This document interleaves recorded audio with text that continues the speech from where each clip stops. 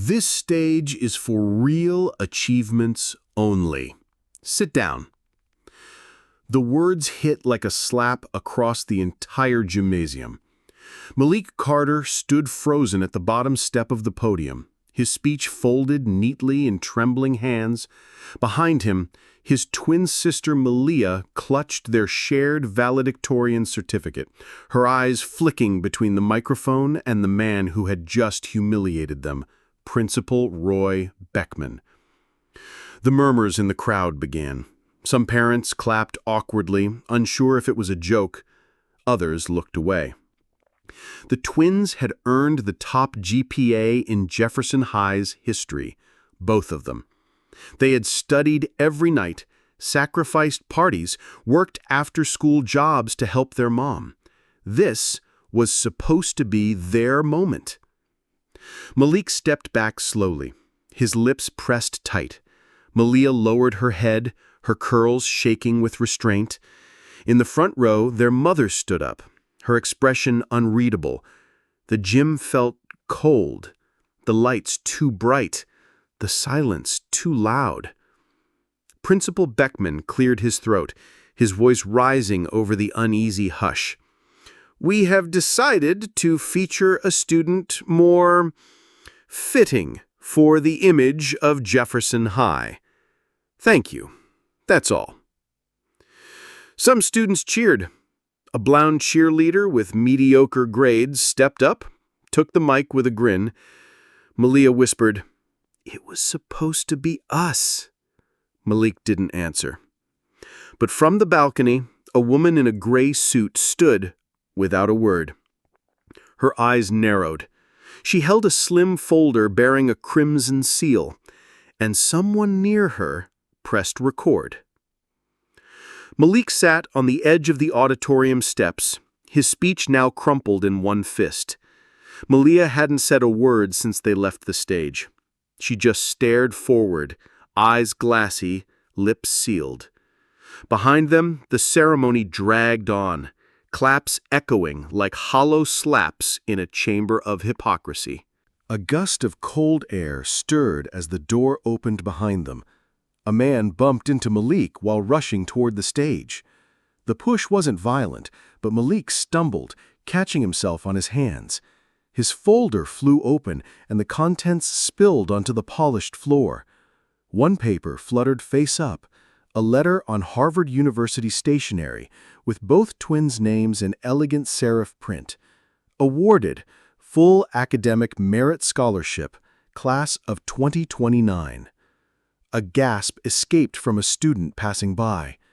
"Wait, they got into Harvard?" The rumor spread like fire through dry grass. Up on stage, the principal froze mid-sentence.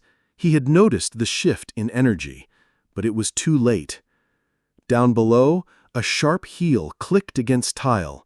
The woman in the gray suit stepped forward, picked up the fallen letter gently.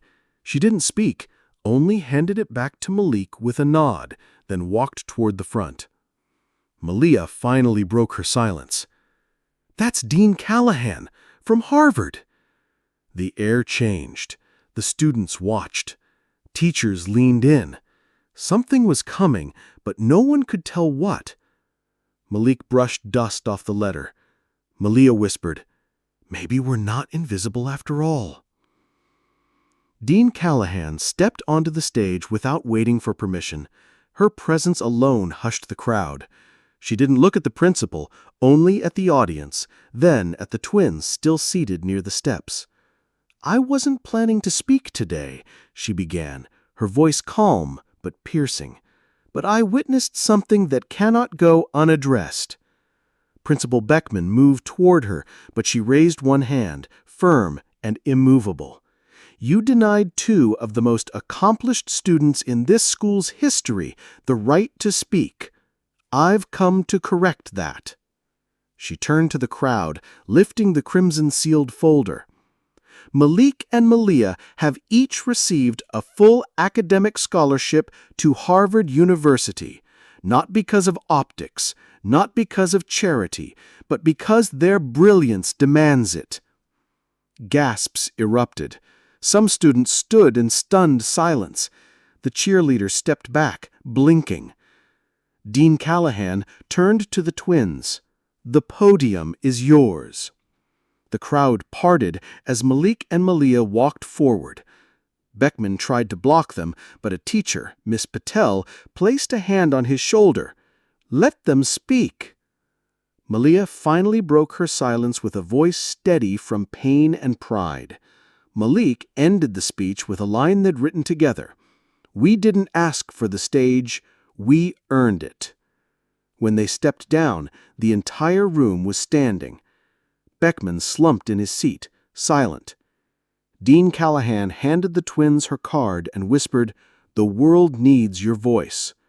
And in that moment, the silence was no longer shame, but respect. Even when injustice tried to silence them, Malik and Malia Carter arose, not with anger, but with truth, dignity, and undeniable excellence. Their moment wasn't stolen, it was transformed into something greater. If their story moved you, share your thoughts below and subscribe for more true stories of quiet resistance and lasting impact. Sometimes the most powerful speeches are the ones they never wanted us to hear.